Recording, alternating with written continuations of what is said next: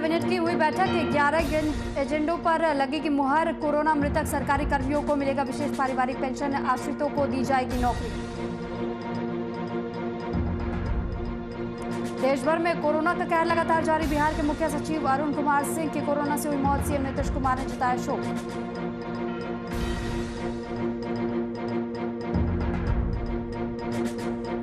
जाप सुप्रीमो ने सरकारी अस्पतालों का किया रुख, स्वास्थ्य व्यवस्था को देख नाखुश हुए पप्पू यादव। नीतीश सरकार पर भी जमकर साधा निशाना।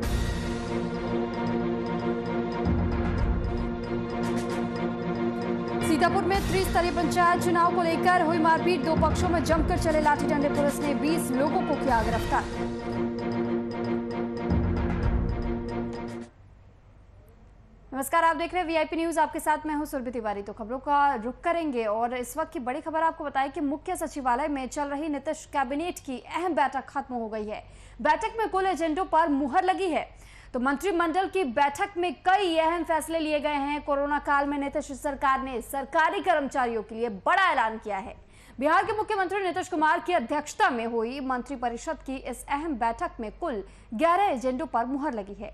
कोरोना काल में नीतीश सरकार ने सरकारी कर्मचारियों के लिए बड़ा ऐलान किया है। कोरोना संक्रमित सरकारी कर्मियों की मौके पर विशेष पारिवारिक पेंशन देने का ऐलान किया गया है। बिहार सरकार उन्हें विशेष पारिवारिक पेंशन देंगी।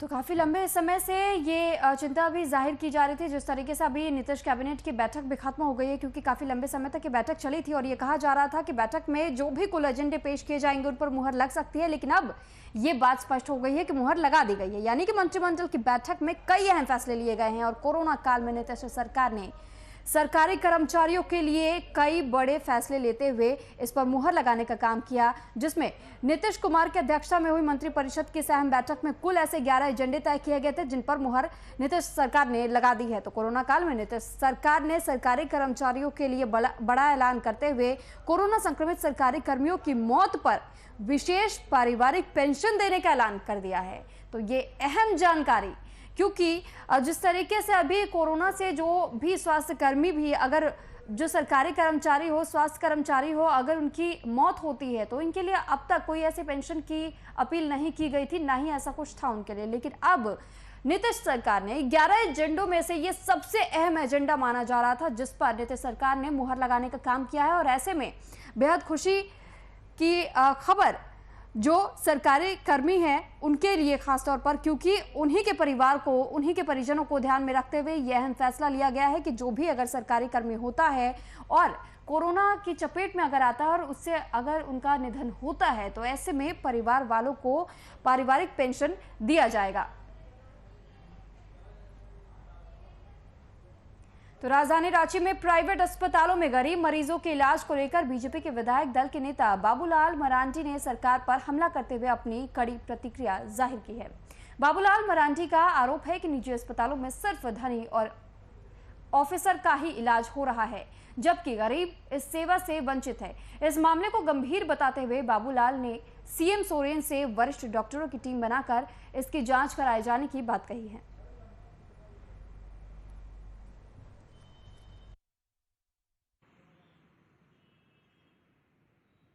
और उसके बाद फिर झारखंड के बारे में हमने पता की कि झारखंड के जो निजी अस्पताल है, खास करके रांची का जो बड़े अस्पताल है, निजी अस्पताल, वहाँ पर गरीब मरीजों की इलाज नहीं हो रहा है। वहाँ रसूखदार लोगों का ही इलाज हो रहा है, पहुँच पैसे वालों का ही इलाज हो रहा है, या फिर बड़े बड़े अफसरों का हो रहा है। ये बड़ा दुखद स्थिति है और हम ही ये कह रहे हैं, ऐसा नहीं है, बल्कि झारखंड मुक्ति मोर्चा के नेता सुप्रियो भट्टाचार्य ने भी खुल करके उसको कहा था कि इस पर मॉनिटरिंग होना चाहिए, देखरेख होना चाहिए, लेकिन सरकार ने अभी तक उस पर कुछ नहीं किया।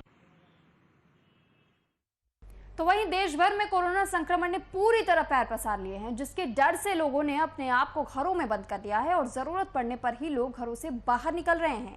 वहीं दूसरी ओर जाप अध्यक्ष पप्पू यादव लगातार सूबे के सरकारी अस्पतालों का रुख करते हुए नजर आ रहे हैं।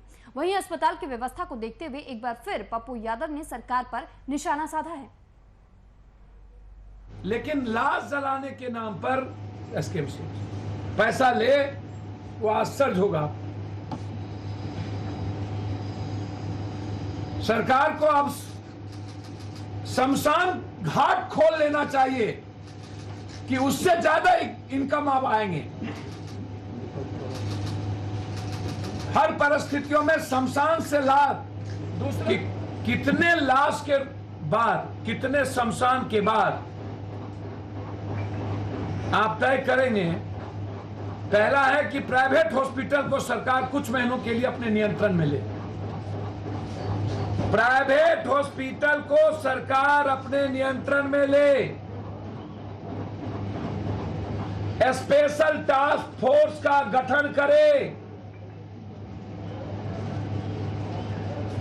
जो यह तय करे कि किसे अस्पताल की जरूरत है, किसे कोविड वार्ड की जरूरत है और किसे कोविड वार्ड की जरूरत नहीं है। हर अस्पताल में स्पेशल नर्स की व्यवस्था हो जो सिर्फ ऑक्सीजन देके मरीज का, दूसरा कोई काम ना करे। रिटायर्ड जज और रिटायर्ड प्रशासनिक अधिकारियों को अस्पताल के मैनेजमेंट में लगाया जाए, कोविड अस्पताल के मैनेजमेंट।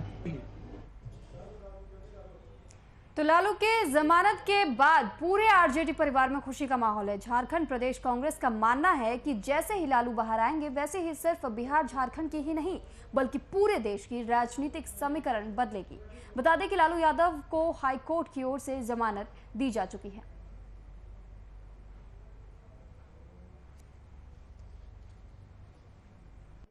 देश की राजनीति पर असर पड़ेगी।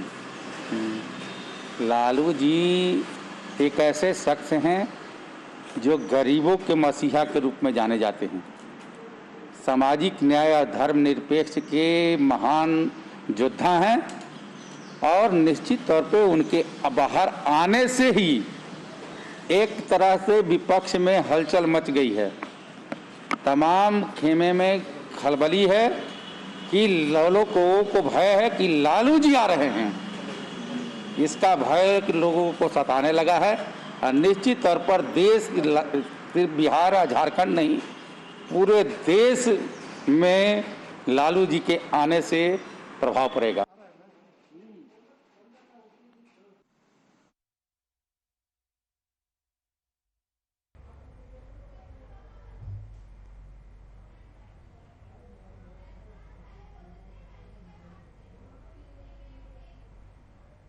तो वहीं पटना का महावीर मंदिर बड़े संकट मोचक के रूप में लोगों की मदद के लिए आगे आया है। मंदिर ट्रस्ट जरूरतमंद लोगों को निःशुल्क ऑक्सीजन मुहैया करा रहा है। ऑक्सीजन लेने के लिए आप महावीर मंदिर patna.org पर रजिस्ट्रेशन करना होगा और ऑक्सीजन लेने के लिए खाली सिलेंडर लाना होगा। उसको मंदिर की ओर से मुफ्त में रिफिल किया जाएगा। ब्लैक मार्केटिंग से बचने के लिए मंदिर ने ये नियम लगाया है, जो भी लोग सिलेंडर लेने आएंगे उनको डॉक्टर का पर्चा और आधार कार्ड लाना होगा, तभी सिलेंडर मिलेगा। तो महावीर मंदिर patna.org ये एक ऐसा वेबसाइट जो कि जारी किया गया है एक मंदिर ट्रस्ट के तरफ से, और इसमें आप निःशुल्क सिलेंडर रिफिल करवा सकते हो। और अगर आपको ऑक्सीजन सिलेंडर चाहिए तो फिर ये मंदिर ट्रस्ट के तरफ से कहा गया है कि ब्लैक मार्केटिंग रोकने के लिए डॉक्टर का साइन किया हुआ पर्चा आपको लाना पड़ेगा, साथ ही आपको आपका आधार कार्ड भी दिखाना होगा, जिसके बाद ही आप वहां से सिलेंडर निःशुल्क ले पाएंगे। तो ऑक्सीजन सिलेंडर लोगों तक पहुंचाने के लिए ये एक कदम उठाया गया है महावीर मंदिर पटना की तरफ से। तो पटना का महावीर मंदिर ऐसे समय में लोगों की सहायता करने को तत्पर नजर आ रहा है और लोगों के लिए उन्होंने ये वेबसाइट भी जारी की और वेबसाइट का लिंक साझा करते हुए, जो कि महावीर मंदिर patna.org है, और अगर आप अपने आप को इस पर रजिस्टर करते हैं तो आपके पास अगर ऑक्सीजन सिलेंडर है और आप गैस रिफिल करवाना चाहते हैं तो इस मंदिर के वेबसाइट पर रजिस्ट्रेशन कराने के बाद यहाँ पर निःशुल्क तौर पर ऑक्सीजन पहले तो रिफिल करवा पाएंगे, और अगर आपको ऑक्सीजन सिलेंडर की ज़रूरत है तो उसके लिए भी आप इसी वेबसाइट की सहायता ले सकते हैं। इस वेबसाइट पर रजिस्टर करते ही आपका नाम रजिस्टर होगा, जिसके बाद से आपको डॉक्टर का दस्तखत किया हुआ पर्चा लेकर के जाना पड़ेगा, जिस पर पेशेंट की पूरी डिटेल होगी। बिना डिटेल के अगर आप जाते हैं तो आपको खाली हाथ ही लौटना पड़ेगा। इस पर अधिक जानकारी के साथ अनु प्रकाश संवाददाता हमारे साथ फोन लाइन पर जुड़ चुके हैं। अनु, जानकारी चाहेंगे आपसे कि महावीर मंदिर के तरफ से जिस तरीके से संकट के समय में लोगों के लिए एक मदद का हाथ आगे बढ़ाया गया है और एक वेबसाइट का लिंक जारी किया गया है, तो ऐसे में क्या वाकई लोगों को इस वेबसाइट के माध्यम से कोई मदद पहुंच रही है?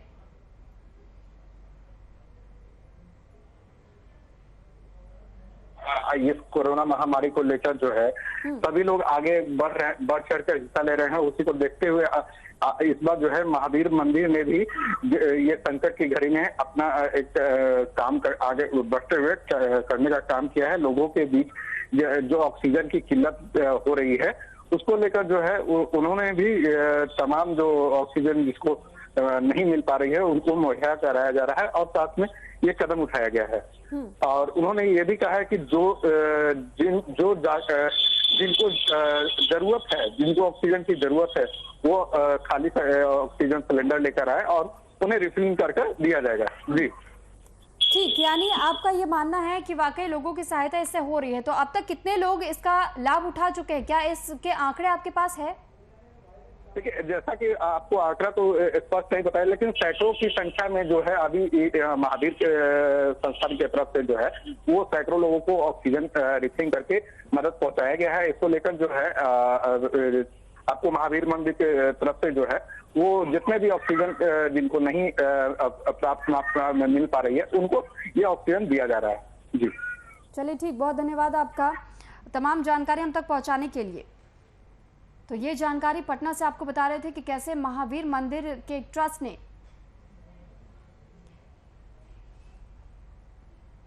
तो खबरों में आगे बढ़ते हुए आपको ये जानकारी भी दे दें कि जैसे जैसे कोरोना वायरस अपना कहर बरपा रहा है वैसे वैसे कोरोना वैक्सीन को लेकर लोगों में भी अब जागरूकता और तेजी से बढ़ती हुई नजर आ रही है, क्योंकि लोग सैकड़ों की संख्या में वैक्सीनेशन सेंटर में पहुंच रहे हैं। आलम यह है कि वैक्सीनेशन सेंटर में अफरा तफरी का माहौल है। ताजा मामला अरगोड़ा थाना क्षेत्र का है, जहां अशोकनगर शहरी स्वास्थ्य केंद्र में वैक्सीन लेने की होड़ में लोगों का हंगामा देखने को मिला। सैकड़ों की संख्या में वैक्सीन लेने पहुंचे लोगों ने अव्यवस्था का आरोप लगाया। मौके पर पुलिस पहुंची और पुलिस के पहुंचने के बाद ही लोगों को समझाने का प्रयास भी किया गया और मामले को शांत कराया गया।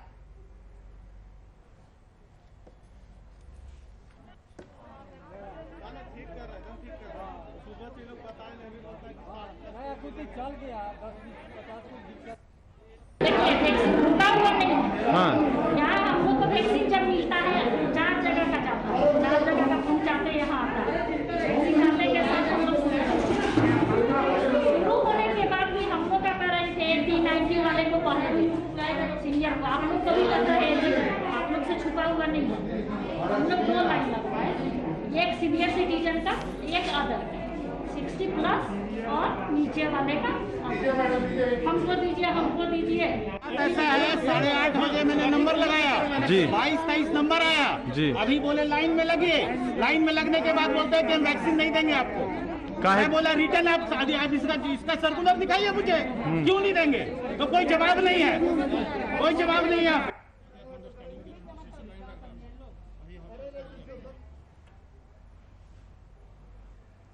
तो कोरोना वायरस के बढ़ते संक्रमण को देखते हुए बिहार में नाइट कर्फ्यू लगाया गया है, लेकिन लगातार इसके उल्लंघन को लेकर तस्वीर सामने आ रही है। सोशल मीडिया पर समस्तीपुर का एक वीडियो वायरल हो रहा है, जहां नाइट कर्फ्यू के बावजूद शादी में बाल बालाओं के डांस का आयोजन किया गया है और लोग आनंद ले रहे हैं। समस्तीपुर से वायरल वीडियो सदर अनुमंडल के मुफस्सिल थाना क्षेत्र के जीतवारपुर निजामत का बताया जा रहा है, जिसमें लाल कुर्ते में बाल बालाओं के साथ जितवारपुर निजामत के मुखिया प्रतीप प्रेम कुमार यादव समेत कई लोग डांस कर रहे हैं।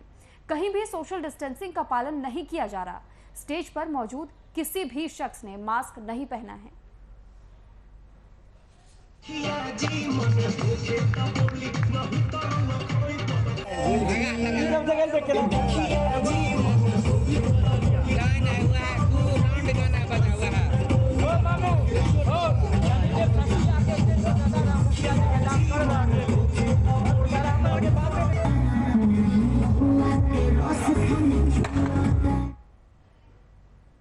और वहीं आम जनता की लापरवाही के कारण कोरोना के नियमों की खुलेआम धज्जियां उड़ रही है। कोविड नियमों के उल्लंघन का ताजा मामला मोतिहारी से सामने आया है, जहां पातही के शादी कार्यक्रम में बार बालाओं का डांस प्रोग्राम आयोजित किया गया। इस दौरान सोशल डिस्टेंसिंग का पालन और मास्क का इस्तेमाल नदारद देखने को मिला। संक्रमण काल में प्रशासन के नाक के नीचे ऐसे कार्यक्रम का आयोजन किया जाना साफ रूप से पुलिस की कार्यशैली पर सवाल खड़े करता है।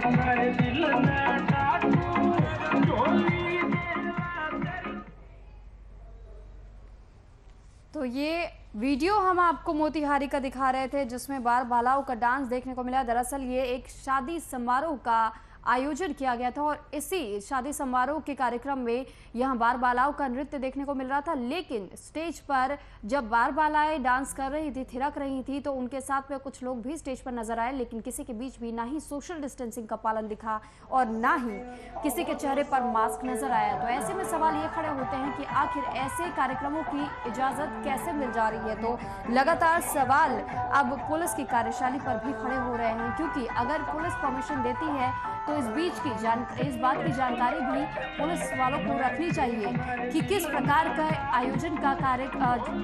के कार्यक्रम का आयोजन किया जा रहा है और ऐसे में क्या पूरी तरीके से कोरोना गाइडलाइन का पालन किया जा रहा है या फिर उल्लंघन हो रहा है। लेकिन यहाँ पर पुलिस दूर दूर तक नजर नहीं आई और साथ ही इस तरीके का कार्यक्रम भी नजर आया।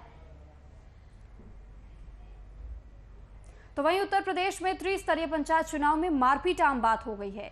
इसी कड़ी में सीतापुर में हर गांव के चीनी बाजार में पंचायत चुनाव को लेकर दो पक्षों में जमकर लाठी डंडे चले। सूचना पाकर पहुंची पुलिस ने लगभग 20 लोगों को हिरासत में ले लिया और पुलिस आगे की कार्रवाई में जुट गई है।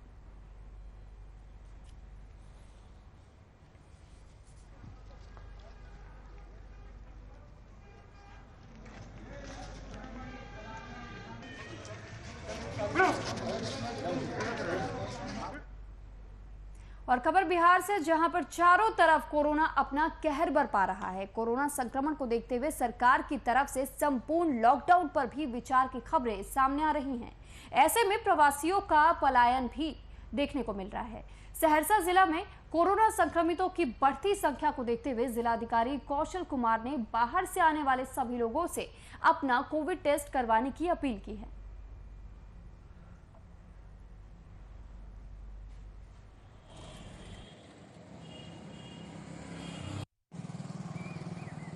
आज दिनांक 30 अप्रैल 2021 को कोविड-19 का अद्यतन प्रतिवेदन जिले का इस प्रकार है। कल 29 तारीख को 349 नए पॉजिटिव संक्रमित मरीज चिन्हित किए गए हैं। साथ ही साथ 173 मरीज जो होम आइसोलेशन या DCSC में थे वहां से रिकवर हो गए हैं, उनको डिस्चार्ज किया गया है। इस प्रकार 9 मार्च 2021 के बाद अभी तक कुल 4460 संक्रमित लोगों को चिन्हित किया गया है। उनमें से 2182 लोग ठीक हो गए हैं और उनको डिस्चार्ज किया गया है।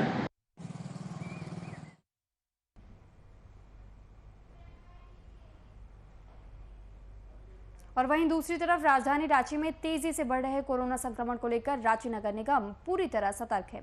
इसी के तहत निगम ने पूरे शहर के मुख्य मार्गों को एक साथ सैनिटाइजेशन करने के लिए सैनिटाइजेशन ड्राइव चलाया है। साथ ही लोगों से कोरोना नियम का पालन करने की अपील भी की है।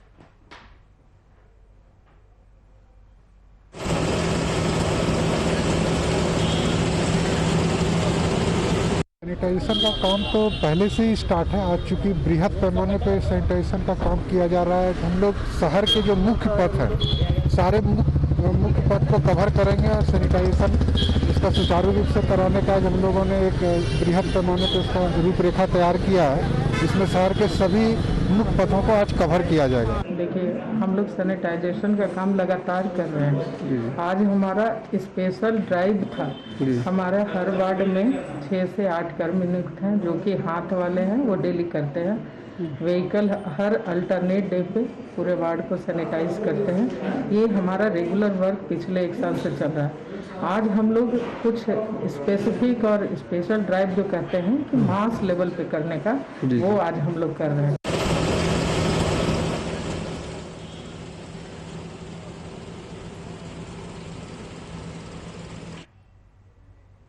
और मोतिहारी के हजारीमल उच्च विद्यालय में बीजेपी प्रदेश अध्यक्ष सह स्थानीय सांसद डॉक्टर संजय जायसवाल ने विधायक, डीएम और सिविल सर्जन से विचार कर कोविड-19 का अस्पताल बनवाने की पहल की।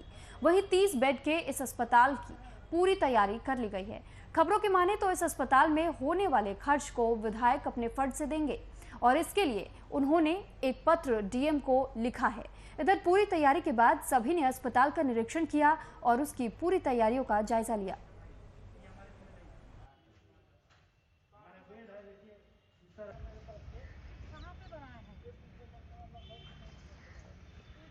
फिलहाल अभी आज हम लोग सारी तैयारी पूरी कर लिए हैं। अभी से अगर मरीज आता है हमारे पास तो टोटल हमारे पास सुविधाएं उपलब्ध है, जिससे कि हम मरीज रख सकते हैं और उसका समुचित इलाज कर सकते हैं। इसमें हम लोग माननीय सांसद जी से प्रेरित होकर यह सारा कब आए थे 2 दिन के लिए यहाँ पर, उनको लगा कि रक्सौल में गरीब लोगों के लिए कोविड हॉस्पिटल होना चाहिए। बहुत अच्छा लगा हम लोग को। माननीय सांसद जी जो हम लोग को प्रोत्साहित किए, उसी में सारे लोग हमारे लिए जितेंद्र जी, भगत जी, राजकुमार जी, जो भी वर्कर है भाजपा के, बहुत मन से लगे हुए हैं।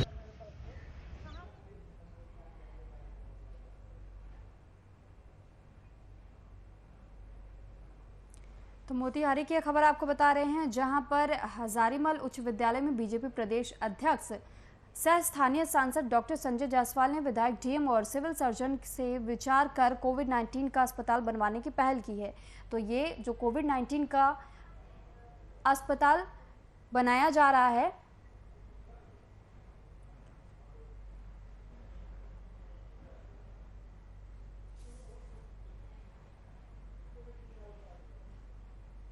तो वहीं लातेहार जिले के बालूमाथ ब्लॉक स्थित सीसीएल द्वारा संचालित तेतरिया खंड कोलियारी में फीटर के पद पर कार्यरत संजय कुमार की मौत हो गई। एम्बुलेंस और ऑक्सीजन सिलेंडर के अभाव में कर्मी की मौत हो गई, जिसके बाद सीसीएल कर्मियों ने कोलियारी में काम बाधित कर दिया है। वहीं सीसीएल के कर्मियों ने सीसीएल प्रबंधन पर आरोप लगाते हुए कहा कि सीसीएल यहां से करोड़ों का मुनाफा कमा रही है, लेकिन सुविधा के नाम पर ना तो अस्पताल, एम्बुलेंस और ना ही रहने के लिए आवास उपलब्ध कराया गया है।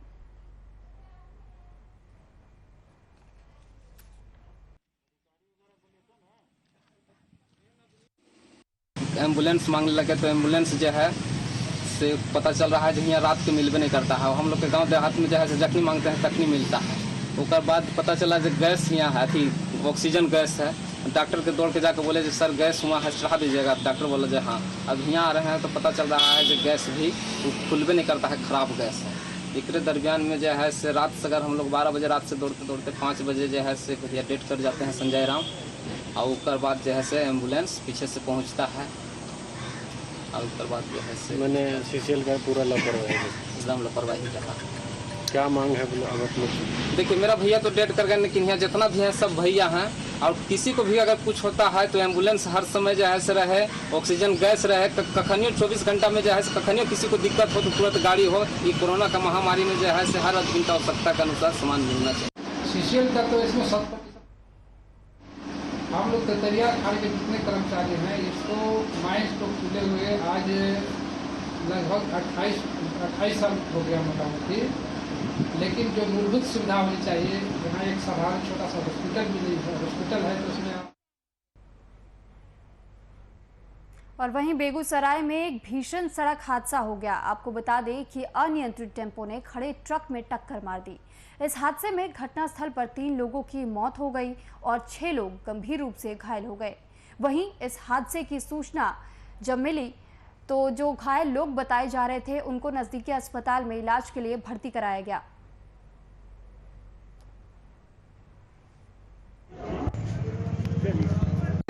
माजी थाने से आने के क्रम में 10 चक्का रोड पर गाड़ी लगा हुआ था, वही धक्का मार दिया। क्या हुआ उसमें?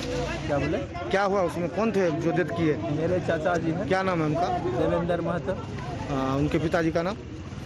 स्वर्गीय आशिक महतो। और कौन कौन? मेरे दीदी हुए हैं। हाँ, उनका नाम?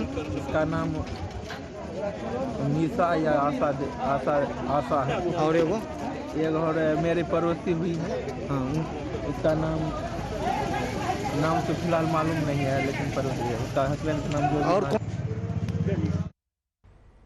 और वहीं मुजफ्फरपुर जिला के गायघाट थाना क्षेत्र में एक भीषण सड़क हादसा हुआ है, जहां एक ट्रक और स्कॉर्पियो की टक्कर हो गई। इस टक्कर में 3 लोगों की मौके पर ही मौत हो गई, जबकि 5 से 6 लोग गंभीर रूप से घायल हो गए।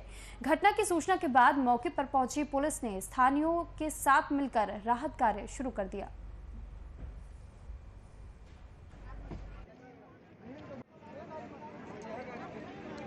फिलहाल इस बुलेटिन में इतना ही। आप बने रहिए VIP न्यूज के साथ। नमस्कार।